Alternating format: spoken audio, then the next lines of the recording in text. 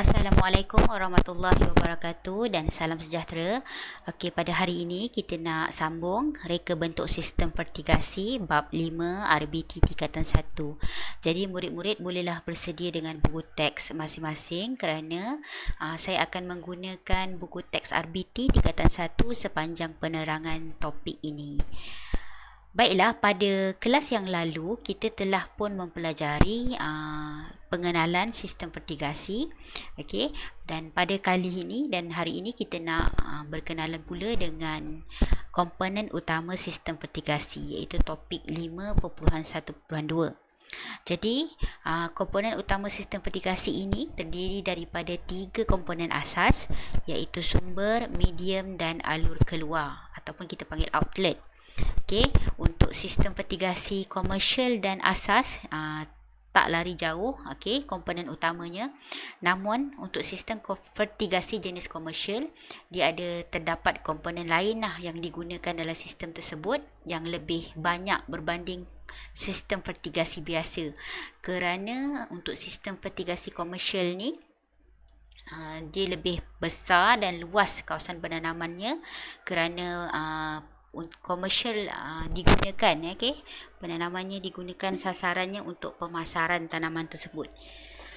Baiklah, kita tengok komponen utama yang ada dalam sistem vertigasi.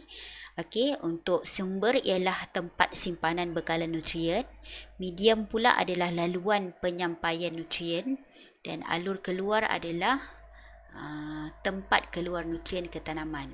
Okay, kita lihat satu persatu komponen sistem pula.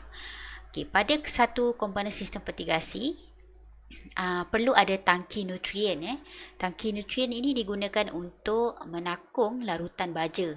Jadi pengaliran larutan baja ke sistem perairan akan dilakukan dengan bantuan pam air.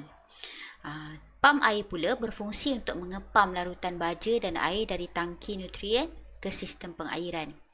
Dan kedua-dua pam air dan tangki ini dia perlulah bergantung kepada keluasan tapak, okey, bilangan tanaman yang ada, kerana semakin besar dan luas kawasan penanaman tersebut, maka memerlukan tangki dan juga pam air yang lebih besar. Okey, mungkin untuk tangki nutrien ni perlu lebih daripada 2 tangki, dan pam air pula perlu pam air yang berkapasiti tinggi, maksudnya boleh mengepam air dengan kapasiti yang besar lah, okey, yang kuat, pam air yang kuat untuk mengepam larutan baja sehingga boleh capai ke seluruh kawasan tanaman. Okey, selain daripada tangki dan juga pam air, ada juga set penitis yang kita panggil sebagai dripper, tiup mikro dan juga nipple. Okay, nipple ni kita akan masukkan ke dalam lubang paip yang telah ditebuk, dan tiup mikro akan disambung pada nipple tersebut, dan satu bahagian lagi disambung kepada penitis. Okay, set penitis ni yang akan dicucukkan ataupun diletak di tanah yang di media tanaman yang berdekatan dengan pangkal tanaman tersebut. Okay, selain daripada set penitis, kita juga perlukan penapis untuk menapis benda asing daripada masuk ke dalam sistem pengairan, dan penapis ini dipasang selepas pam air. Penapis ini perlu dibersihkan selalu supaya pengaliran larutan baja menjadi lancar, sebab kadang-kadang ada mendakan daripada larutan baja tersebut. So jika tidak guna penapis, dikhawatiri mendakan itu akan mengganggu aliran air, seterusnya air tidak keluarlah melalui penitis ke pangkal tanaman. Okey, alat yang kelima pula merupakan alat pengatur masa ataupun timer yang berfungsi untuk memastikan penyaluran larutan baja dilakukan pada masa, kekerapan dan kuantiti yang telah ditetapkan. Okey, setiap fasa pertumbuhan tanaman tu memerlukan setting timer yang berbeza, okey, kerana setiap fasa pertumbuhan tanaman tu, okey, mungkin daripada fasa awal larutan baja yang diperlukan sedikit berbanding tumbuhan yang melalui fasa yang lebih tinggi. Okey, seterusnya ada paip ladang yang terdiri daripada paip utama, paip sekunder dan juga paip tersier. Okay, paip utama ni dan paip sekunder biasanya saiznya lebih besar lah berbanding dengan paip tersier. Okey, dan paip PVC sesuai digunakan sebagai pipe utama dan pipe sekunder, manakala pipe poli sesuai digunakan untuk pipe tersier. Okay, bila buat pemasangan, bahan-bahan penyambungan kita perlukan untuk melengkapkan sistem pengairan fertigasi tersebut. Bahan-bahan penyambungan ni bergantung kepada reka bentuk sistem fertigasi yang kita buat tu lah. Contoh bahan penyambungan yang biasa digunakan adalah soket sama, siku 90 darjah, T sama, injap penahan. Ini bahan-bahan penyambungan. Penyambung L, penyambung T dan juga penyambung lurus. Bahan penyambungan ni terdapat dalam bentuk pipe poli ataupun jenis pipe PVC pun juga ada. Bekalan elektrik juga sangat penting sebab kita ada menggunakan timer tadi dan juga pam air. Jadi dia perlukan bekalan elektrik. Jadi bekalan elektrik berfungsi untuk membekalkan kuasa elektrik ke pam air dan sangat penting untuk sistem fertigasi. Sumber air yang bersih juga diperlukan dalam kuantiti yang banyak, yang mana nilai pH yang sesuai adalah antara 5.5 hingga 6.5. Kualiti air ni kita boleh guna ataupun kita boleh sukat menggunakan pH meter dan juga isi meter. Kita boleh ambil lah sumber air yang bersesuaian sekiranya dekat kawasan tanaman tu dengan sungai. Jadi dah jimat, kita boleh menggunakan aliran air ataupun sumber dari sungai sama ataupun kolam, tasik ataupun telaga. Keperluan asas tumbuhan pula keperluan asas sistem fertigasi. Seperti yang kita tahu, sistem fertigasi ni memerlukan larutan baja. Dia ada larutan baja stok A dan juga larutan baja stok B. Jadi perlu ada tangki larutan baja. Sekurang-kurangnya ada 2 tangki larutan baja diperlukan untuk menyediakan parti baja fertigasi yang saya cakap tadilah, larutan baja stok A dan larutan baja stok B.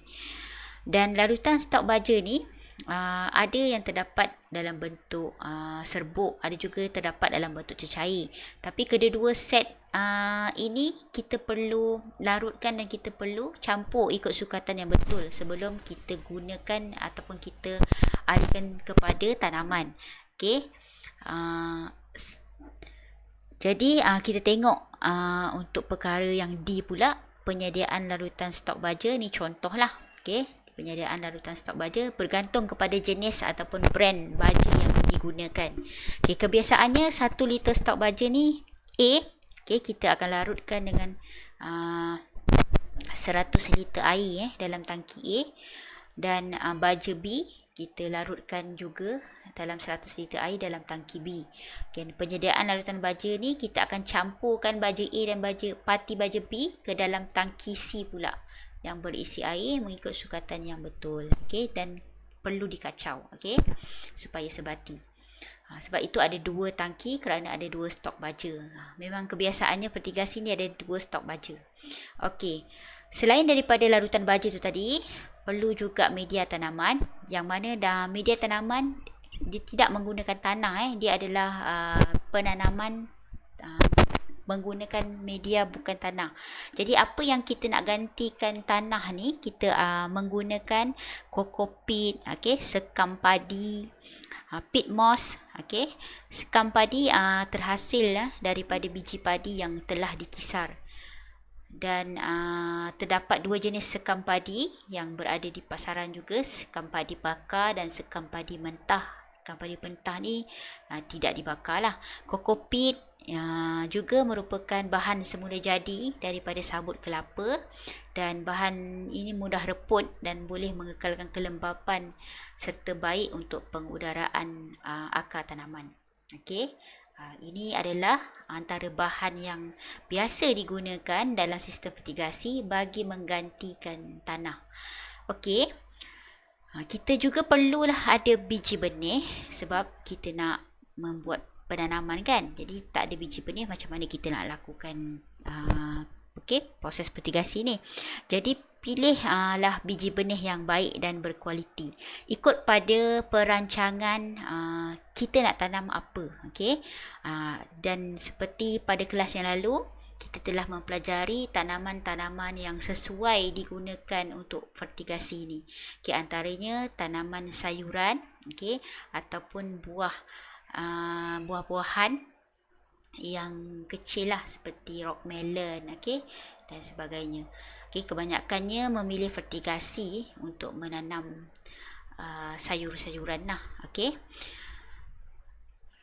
Okey, ini adalah alat pengukur untuk menguji kualiti air, okey, pH dan isi meter. Dan kita perlu mengekalkan, okey, keasidan dan kealkalian air tersebut. Jadi kita nak tahu, kita perlu ukurlah menggunakan alat ini. Okey, dan isi meter pula berfungsi untuk mengukur kepekatan larutan baja. Baiklah, pemilihan jenis dan varieti tanaman. Okey, bahagian E. Jenis dan varieti tanaman yang baik, okey, penting untuk mendapatkan hasil yang tinggi dan berkualiti. Pastikan pemilihan jenis tanaman dan varieti sesuai dengan persekitaran kawasan penanaman yang kita buat tu. Okey, dari segi suhunya, kelembapan udara dan tahap pengurusan. Okey, terdapat banyak varieti tanaman hybrid yang ada dapat di pasaran sekarang yang kita boleh pilih. Okey, yang terkenal buah-buahan yang terkenal ditanam adalah rock melon lah. Okey, bagi sayur-sayuran pula ada banyak varieti cili dan juga tomato. Jadi biji benih ini kita perlu semai dahulu dalam dulang semaian dan daripada jenis plastik hitam atau polistiren. Biasanya kita akan melakukan proses semaian dulu. Selepas 2 minggu anak benih ni dah bercambah, dia dah jadi anak pokok, jadi dah sedialah untuk diubah ke dalam polybag bagi sistem fertigasi yang sebenarnya. Okey. Okey, dari segi pemilihan tapak perlulah diratakan supaya aliran baja ke tanaman tu sama. Okey, dia selalunya dibuat di kawasan lapang rata, okey, dan tidak berbukit. Okey, kuantiti air baja yang sama perlu ke setiap pokok supaya setiap pokok tu mencapai tumbesaran yang seragam. Okey, sumber air tadi seperti yang saya dah nyatakan, perlukan sumber air yang bersih. Okey, dan kualiti air tu boleh kita gunakan alat isi meter dan pH meter tadi untuk mengetahui pH yang sesuai bagi fertigasi tanaman tersebut. Untuk anggaran kos pula kita perlu tahu, okey, so seseorang usahawan pertanian dia perlu tahu anggaran kos dan modal permulaan sebelum dia memulakan projek penanaman fertigasi ni. Dan kini ada banyak juga badan-badan ataupun jabatan yang membantu usahawan pertanian ni dari segi kos dan juga modal. Juga termasuklah bank-bank yang sedia menyediakan khidmat, okey, pembiayaan bagi memulakan fertigasi ni, okey, memulakan aktiviti tanaman fertigasi ni secara komersial. So kos ini meliputi daripada pengairan, okey, polybag, pembelian biji benih, media, racun serangga, tu semua melibatkan kos. Okey, serta racun kulat dan baja fertigasi. Dan sepanjang dari permulaan sehinggalah semasa proses dan juga selepas proses fertigasi tu, dia ada anggaran-anggaran kosnya yang terlibat. Okay, dan seorang usahawan pertanian tu perlu tahulah anggaran kos ni dulu. Okay. Bahagian G, okey, pengurusan sistem perairan ni kita akan sambung pada masa dan kelas yang akan datang. Cukuplah setakat ini kita mempelajari dulu okey, komponen-komponen utama dalam sistem fertigasi, okey. Dan kita akan sambung bahagian pengurusan sistem perairan dalam kelas yang akan datang.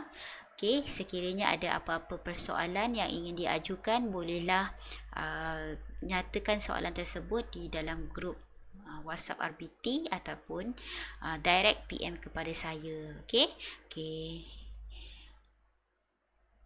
Okey, itu saja yang saya nak kongsikan dalam kelas pada kali ini. Terima kasih kerana mengikuti PDPR. Selamat maju jaya saya ucapkan. Assalamualaikum dan salam sejahtera.